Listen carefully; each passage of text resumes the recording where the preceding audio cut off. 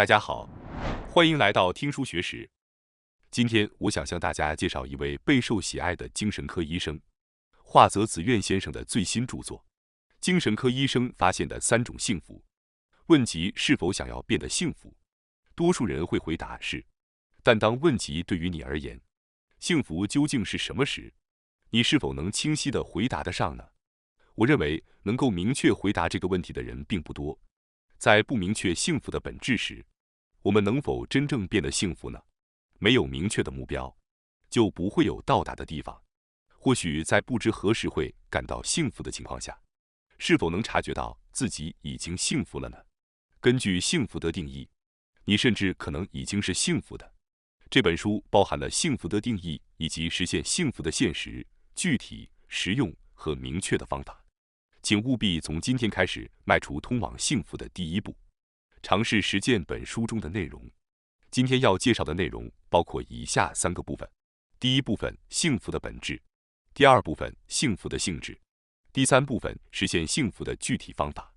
内容非常有趣且实用，希望大家能够享受阅读到最后。那么我们立即开始吧。第一部分，幸福的真相。我们将深入探讨幸福的本质。总的来说，本书将幸福视作脑内物质进行论述。当我们感到幸福时，大脑会释放多巴胺、血清素、催产素、内啡肽等100多种幸福物质。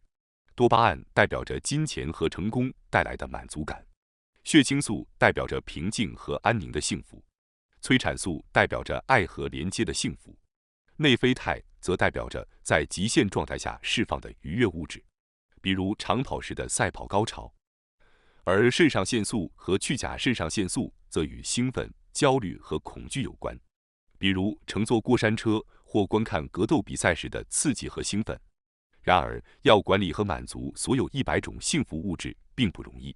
在研究脑内物质时，我们特别关注的是组成我们日常幸福感的主要幸福物质，即多巴胺、血清素和催产素。这3种物质被广泛称为幸福物质或幸福荷尔蒙，被认为是幸福的主要组成因素。多巴胺的释放带来心跳加速的兴奋感，血清素的释放则带来清爽、宁静的幸福感。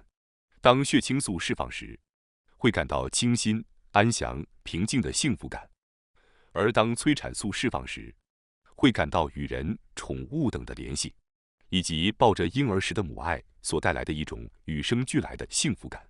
换句话说，幸福就是指在脑内释放多巴胺、血清素和催产素等幸福物质的状态。因此，要想变得幸福，就要了解引发这些物质释放的条件，这也就是实现幸福的方法。通过如此具体的定义幸福，我们可以考虑实际上该如何才能变得幸福。也就是说，了解多巴胺、血清素和催产素分泌的条件和状态，我们就能够变得幸福。从这个角度来看，幸福可以被认为是基于多巴胺、血清素和催产素这3种幸福物质的基础上思考的。我们日常所感受到的幸福可以分为血清素型幸福、催产素型幸福和多巴胺型幸福。血清素型幸福简单理解为健康的幸福，即心理和生理健康的幸福。催产素型幸福指的是人际关系和爱的幸福，包括友情、亲情和社交归属感等。多巴胺型幸福则是指金钱、名誉、富有和成就等方面的幸福。对于我们通常想象中的幸福和追求的幸福来说，往往包含这3种类型的幸福。那么，如何组合这些幸福才能让我们真正感到幸福呢？当然，如果一个人在各个方面都得到了满足，那么他就是幸福的。然而，拥有这3种幸福的人却十分稀少。为什么呢？因为要获得这3种幸福，必须有正确的优先顺序。而大多数人之所以无法达到幸福，正是因为他们设定了错误的优先次序。如果要给出一个答案，那就是先是血清素型幸福，然后是催产素型幸福，最后是多巴胺型幸福。只有按照这个顺序，才有可能真正实现幸福。如果顺序错了，可能不仅无法实现幸福，反而会陷入极度的不幸之中。在这里需要特别注意的是，多巴胺型幸福应该排在最后。为什么呢？因为如果我们将血清素型幸福放在次要位置，而过度追求多巴胺型幸福，那么可能会增加患精神疾病或出现新的健康问题的风险。将血清素型幸福置于次要位置，为了追求多巴胺型幸福，就是在牺牲自己的健康来追求成功。这种做法可能会导致身心俱疲，无法带来真正的幸福，反而增加不幸的可能性。将血清素型幸福放在首位，优先考虑健康的人，最终会获得真正的成功和幸福。此外，催产素型幸福也应该优先于多巴胺型幸福。我们可以想象一下每天加班的工作狂，他们很难抽出时间和家人一起共进晚餐。如果再加上对家庭成员的疏忽，可能会导致婚姻不幸福，甚至离婚。孩子可能会拒绝上学或躲在家里不出门，甚至可能走上犯罪的道路。无论在工作上多么成功，如果妻子离开了自己，孩子不喜欢自己，那就无法称之为真正的幸福。换句话说，在关系和成功之间，关系应该是首要考虑的，成功则是其次。催产素型幸福应该排在前面，多巴胺型幸福则应该排在后面。现在我们已经满足了血清素型幸福和催产素型幸福，才准备好追求多巴胺型幸福了。记住这个关键点。接下来让我们来看第二部分，幸福的性质。我们之前详细讨论了3种幸福，现在让我们从另一个角度来看待幸福的性质和特点。幸福有4个意外的性质。第一个性质，幸福存在于此处，既是存在的幸福，也是行动的幸福。第二个性质，幸福不是结果，而是过程。第三个性质，幸福是一个会减退的状态，包括减少的幸福和不减的幸福。第4个性质，幸福是一种相乘的结果，通过这种方式获得所有形式的幸福。让我们逐一详细了解这4个性质。第一个性质，幸福在于当下既是存在的幸福，也是行动的幸福。血清素型幸福和催产素型幸福就存在于此刻的幸福感中。如果要说的话，可以说是存在的幸福。这就是当我们早晨起床，出门看到蓝天，感觉清新愉悦时，我们感受到的血清素型幸福。当我们早晨醒来，看到身边的爱人为我们做早餐，感受到幸福时，我们经历的就是催产素型幸福。尽管我们已经享受到了早餐，但我们可能会视之为理所当然，忽略了对这份恩惠的感激。在意识层面上，即使我们已经得到了血清素型幸福和催产素型幸福，也就是所谓的存在型幸福，但我们可能并没有意识到这一点。大多数人往往是在失去了这些幸福之后，才会意识到过去一直拥有着存在的幸福。然而，这时已经为时已晚。与此相反，多巴胺型幸福则是通过行动和努力所获得的结果，可以说是行动的幸福。如果不采取任何行动，就无法获得多巴胺的幸福。许多人说他们想变得富有，但当问及他们为了这个目标正在做些什么时，他们却回答说什么都没做。然而，不采取行动就不可能获得财富。相反，采取行动越多，就会获得与自己付出相匹配的多巴胺型幸福。因此，不采取行动实际上是一种损失。第二个性质，幸福的本质在于过程，而不在于结果。许多人可能会认为，通过不断的努力和奋斗，最终会获得幸福作为奖励。然而，从脑科学的角度来看，将幸福视为结果是完全错误的。幸福实际上是由幸福物质的分泌状态构成的。在日常的血清素、催产素和多巴胺的分泌中，我们就能感受到幸福的状态。当我们实现了重大目标，获得了大量金钱，或者在体育比赛中获胜时，多巴胺就会大量分泌，我们可以获得巨大的幸福感。但这并不是永恒的，幸福是此刻的状态，是一个过程，它并非关乎目标或结果。因此，现在的幸福至关重要。即使是完成微小的成就，比如爬上1级台阶，多巴胺都会被释放，你会感受到微小的幸福。如果爬了100级台阶，你就能体验到这种微小的幸福感100次。血清素型幸福和催产素型幸福也是如此。血清素型幸福因你的身体健康而生，而催产素型幸福则因有人支持你而产生。这些所谓的存在型幸福，实际上你已经拥有了，只是你未察觉到而已。所以，走向幸福，就是走向现在，而不是未来。幸福并非在达到终点时出现，而是在你行进的过程中就已存在。第三个性质，幸福的本质是减退的状态，包括减少的幸福和不减少的幸福。很多人误以为只要变得富有就会变得幸福，因此他们努力工作。这是因为他们错误地认为努力挣钱就会带来幸福。那么，是否变得富有就一定会幸福呢？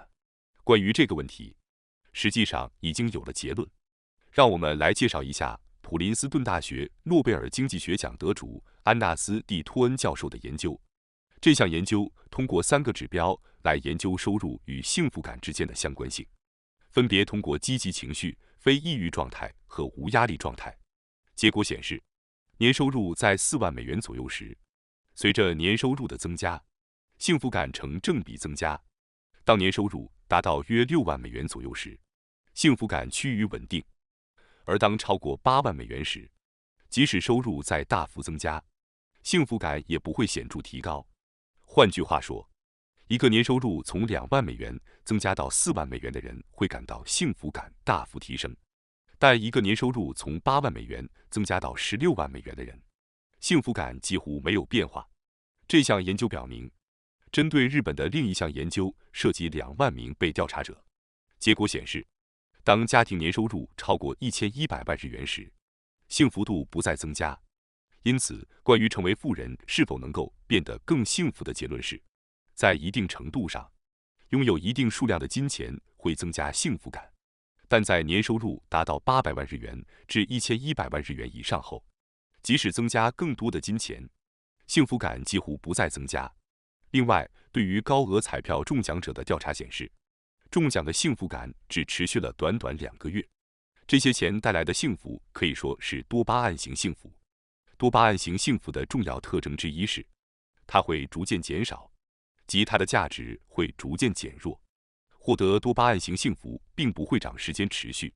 如果想要长期幸福，就必须寻找对策，或者寻找不会减少的幸福。这就是血清素型幸福和催产素型幸福的特点。血清素型幸福和催产素型幸福是不会减少或很难减少的。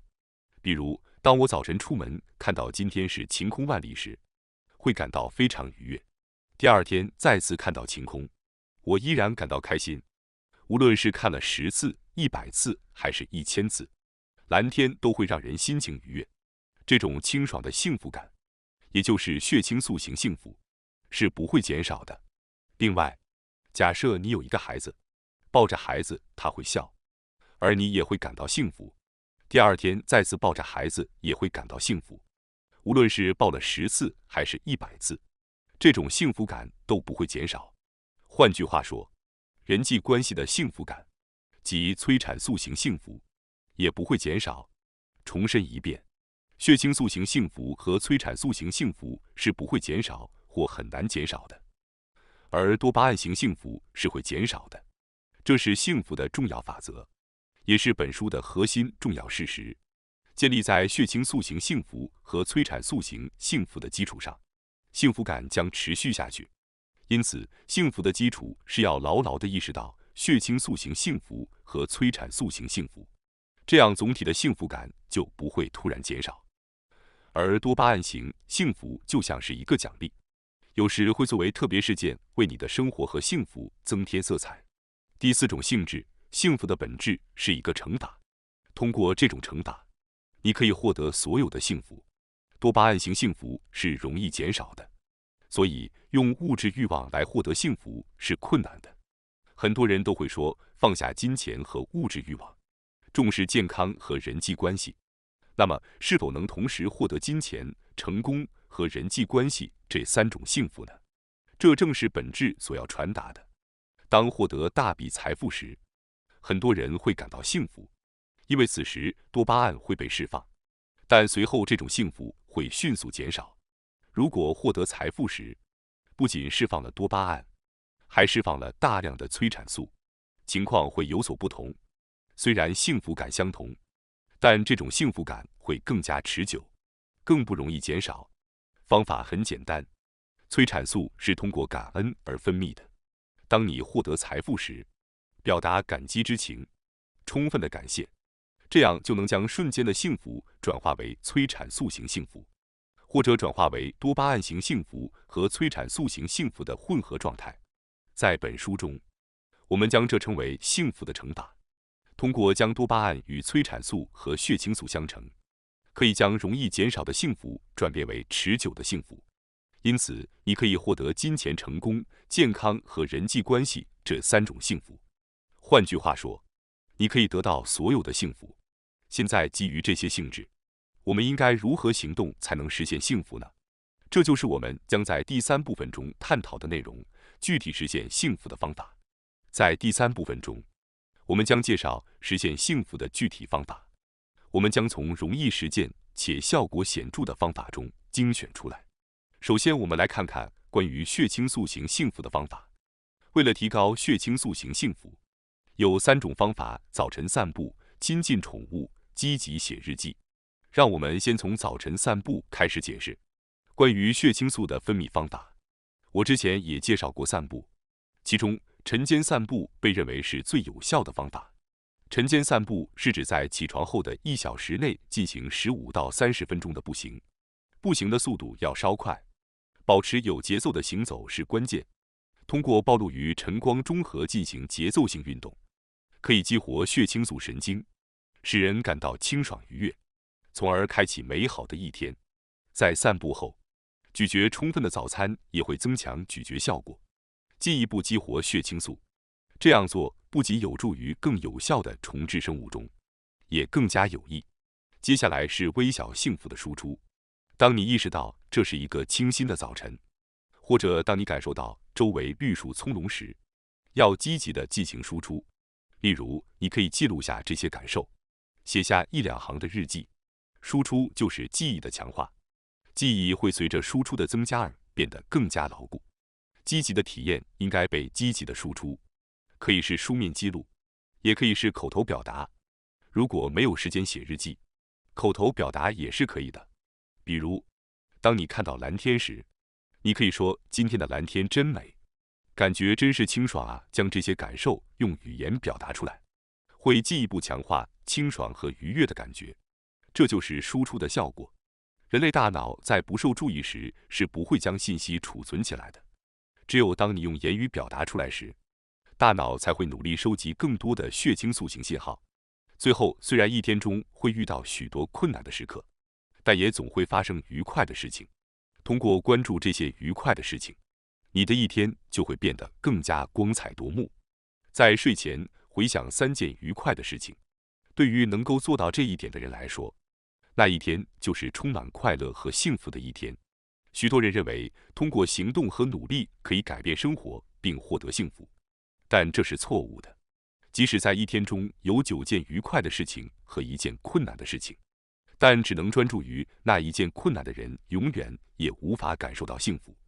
幸福的方法就是专注于愉快的事情，忽略那些困难和痛苦的事情。为了培养这种能力，我建议你尝试写积极日记。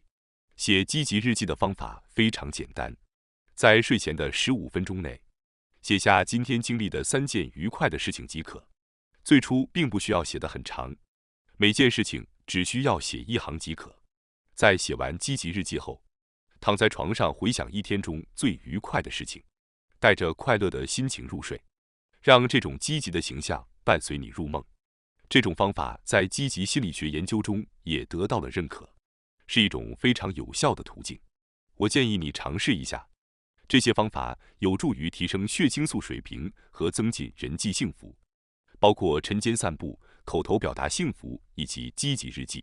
接下来，我们来看看如何获得催产素型幸福。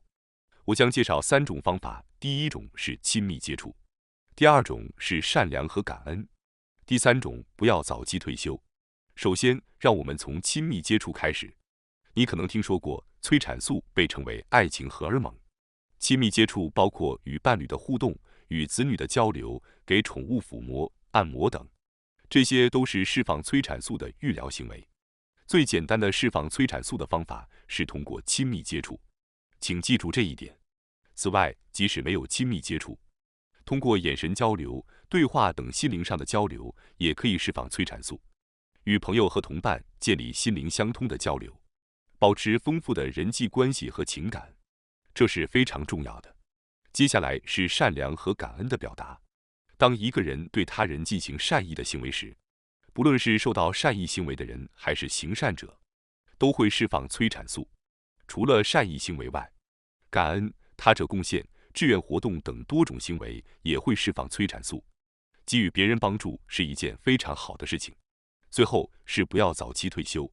近年来，早期退休越来越流行，但作者坚称，如果想要防止孤独、保持健康并长寿，就不应该轻易退休。但需要注意的是，作者主要谈论的是定年后的退休。辞去工作后，与人交往和交流的机会大大减少，交往频率和交流量的减少也会减少对大脑的刺激。退休后，记忆力会下降25%，认知症的风险也会大大增加。研究表明，60岁后继续工作的人，每年认知症的风险会下降3.2%。终身活跃工作对预防认知症非常有效。当然，如果有爱好，也可以防止孤独。所以，退休也不是绝对不可以。有了爱好，就会有爱好的伙伴，可以一起聊天、交流信息，享受生活的乐趣，预防认知症。我觉得这些观点同样适用于早期退休的人群。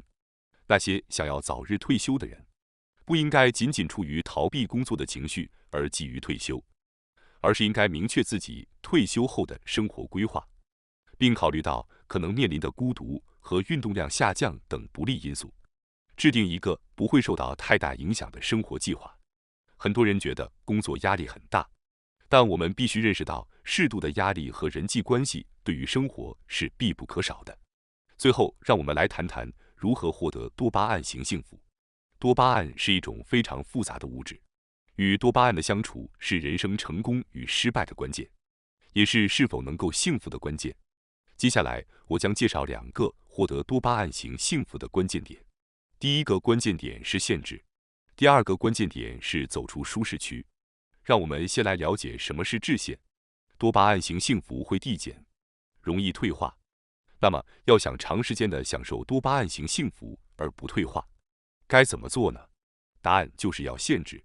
加拿大不列颠哥伦比亚大学进行了一项有趣的研究，他将参与者分成2组，在1周内让他们吃巧克力，然后在接下来的1周里 ，A 组被禁止吃巧克力，而 B 组则可以尽情享用。1周后，2组再次被要求吃巧克力，并调查他们对快乐的感受水平。结果显示，B 组可以尽情享用巧克力的人，明显比前1周吃巧克力时的快乐感降低了，而 A 组被禁止吃巧克力的人则感觉比前1周更快乐。通过限制，他们重新获得了感受快乐的能力，幸福感和满足感也有所提升。由此可见，享受多巴胺型幸福的娱乐活动应该在适度的限制下进行，以防止幸福度的降低和成瘾的发生，同时可以持续享受长期的快乐。智能手机游戏、饮酒等多巴胺型的娱乐活动有很多，但几乎所有容易让人上瘾的事物都与多巴胺型幸福有关。因此，最好适度限制与之交往，以防止多巴胺水平下降，从而更好地享受这些活动。同时，限制还可以增加对这些活动的享受程度。接下来是走出舒适区。所谓舒适区，指的是我们平时活动的领域、常去的地方以及与之相处的人。在这个区域里，生活会让我们感到安心，自己原先无法做到的事情，才能实现自我成长。如果不离开舒适区，自我成长就是不可能的。当提出尝试新事物时，往往会有人担心失败，害怕受伤，或者询问失败后的处理方法。然而，失败并不是问题。多巴胺是在我们设定目标并为之努力时分泌的。即使未能实现目标，多巴胺仍会被释放，而研究表明，幸福度也会提升。由于尝试挑战会让我们获得多巴胺型幸福，因此不挑战自己是绝对不可取的。让我们结合这些方法，构建幸福的生活方式吧。您觉得如何呢？这本书不仅包含了关于幸福的不同观念，还提供了许多实用的幸福方法。祝愿大家都能走上幸福的人生之路。感谢大家收看今天的节目。如果你喜欢我们分享的内容，记得点赞、订阅并开启小铃铛通知，第一时间获取我们的更新。在下次的节目中，我们将继续为大家分享更多有益的书籍。再次感谢大家的支持，我们下期再见。